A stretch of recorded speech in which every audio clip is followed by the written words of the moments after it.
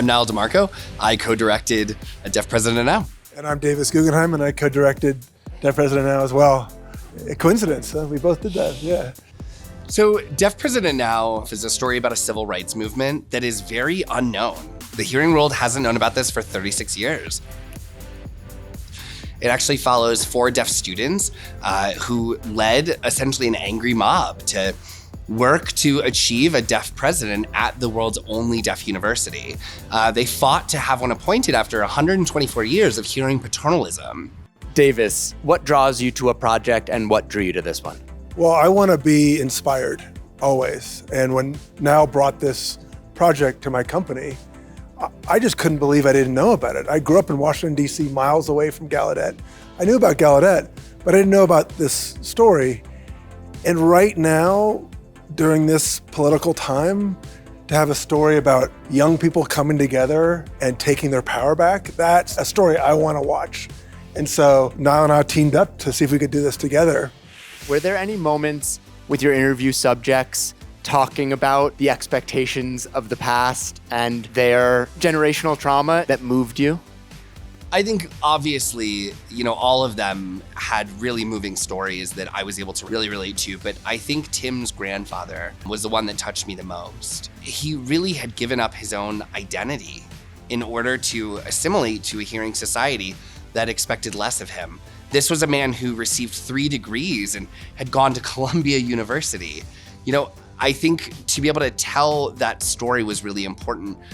We see his grandfather, telling his grandson essentially to, keep quiet. And it's very shocking that, Tim stood strong in his beliefs and, stood up for change. But I think a big part of that was that he had seen the generational impact and knew that he deserved better. That was incredibly powerful to me because it does speak to my own experience of my parents advocating for themselves and really leading by example and showing me that I could do the same. I hope that this film inspires other deaf children out there and gives them, I think that light that says, be proud of who you are. You can do anything you want. The sound design of the film plays so interestingly with the deaf experience and the hearing experience. Talk to me about what you both hope to communicate with the sound design in the film. Well, it's interesting because I invited Nyle to the mix, and he's like, why would I go? But it's the same the other way, which is I'm watching rich conversations between Nyle and the DPN4 that I don't understand. So this is a movie that really depended on both of us to tell the story equally. He could speak so well about the deaf experience, and I could help along with the hearing experience. One of the discoveries was, it's like, what if we put that audience in that same position, where we yank the audience into an experience where they feel like they're deaf?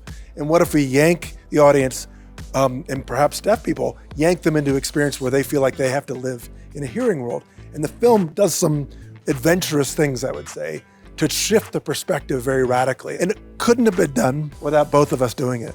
And I couldn't agree more. Just to add to that, we talked so much about the idea of visual noise, where we spend so much time building elements for hearing people to be able to really see the noise the way that deaf people experience it, from the drum beats or from scenes where you're essentially viewing the world through deaf eyes.